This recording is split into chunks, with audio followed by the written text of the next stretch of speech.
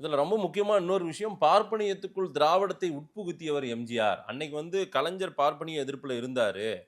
ஆனா எம்ஜிஆர் ரூட்ல பார்ப்பனியத்த திராவிடத்துக்குள்ள கொண்டு கலைஞரை எதிர்ப்பதற்காக அந்த அந்த சதி திட்டம் நடந்தது. அதை எம்ஜிஆர் தான் எக்ஸிக்யூட் பண்ணாரு. அதை அவர் தான் இது பண்ணது, அதான் பிரகடனப்படுத்தினதுன்ற மாரி அதனால தான் சொல்றாங்க. அதனால தான் நான் விஎன்ஆர் மூத்தவன், என் தம்பி தொல் திருமாவளவன் இளையவர். ஆ.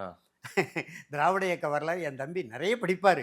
அவரை மாதிரி படிக்க இப்போ படிப்பு பேச்சில் 2 பேர் தான் இளையவர்கள், திருமாவளவனும் சீமானும் தான். ஆ. சீமானும் நிறைய படிப்பார்.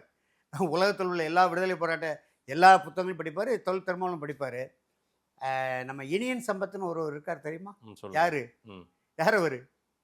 சம்பத்தையா பையன். சரி. அவர் திராவிட இயக்க வரலாறுன்னு ஒரு புத்தகம் இருக்க, பெரிய புத்தகம். ம். தினமணியில தொடரா எழுதினார். ம். அதை 2 பிரிவு 2 புத்தகம் போட்டிருக்காரு. என் தம்பி தொல் திருமாவளவன் அந்த புத்தகத்தை வாங்கி படிக்கணும். பிராமணரை யார் முதலில் திராவிட இயக்கத்துக்குள் சேர்த்தாரு? அண்ணாவே சேர்த்துட்டார் தம்பி. யார் தெரியுமா? வழக்குரைஞர் ராமர் அவர் பேரு. அவர் யார் தெரியுமா? ராயப்பேட்டையில் இப்போ அதிமுக அலுவலகம் இருக்கு இல்லையா, அந்த வீட்டின் உரிமையாளர், சொந்தக்காரர். அவர் பின்னால் மக்கள் தலைவர் மாக்கோராவுக்கு அந்த வீட்டை கொடுத்தார், விலைக்கு விற்றாரு.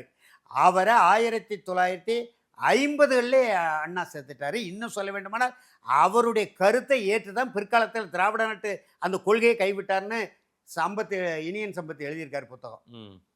அந்த ராமர் எல்லாருக்கும் தெரியும். ம். திராவிட இயக்க தலைவர் கலைஞருக்கு தெரியும், எல்லாருக்குமே தெரியும். சரி, அது இருக்கட்டும்.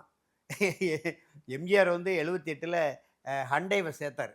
ஹண்டே சுதந்திர கட்சி. ம். ராஜாஜி மரணத்துக்கு பிறகு ஹண்டே அதிமுகவில் சேர்ந்தார். ம். அந்த ஹண்டேவை சேர்க்கக்கூடாது தான், அது எம்ஜிஆர் செய்த மிகப்பெரிய பிழை. இன்னொரு உண்மையை தம்பி தொல் திருமாவளவன் சொல்லியிருக்காரு, அதை நம்ம மறந்துடக்கூடாது, அதையும் பதிவு செய்யணும். ஹண்டேவை அந்த ஹண்டே யாருன்னா, அறிஞர் அண்ணா மறைந்தபோது 1969ல் மறைந்தபோது கடற்கரையில் அடக்கம் செய்ய வேண்டும் என்று தீர்மானிக்கிறாங்க அரசு. இவர் கடுமையான எதிர்ப்பு தெரிவித்தார். HV ஆண்டே. ஹண்டே அதை மீறி அடக்கம் செய்தால் அப்படின்ட்டு ஒரு சொன்னார். அதுதான் எம்ஜிஆர் மேலே நம்ம வைக்கிற நெருடல். ம். ஏன்னா அறிஞர் அண்ணாவை அவர் மேலே 1000 கருத்து வேறுபாடு, அது வேற. திராவிட முன்னேற்ற கழகத்திலே அறிஞர் அண்ணாவை மக்கள் தலைவர் மாக்கோரா நேசித்தது போல எவரும் நேசிக்கலை.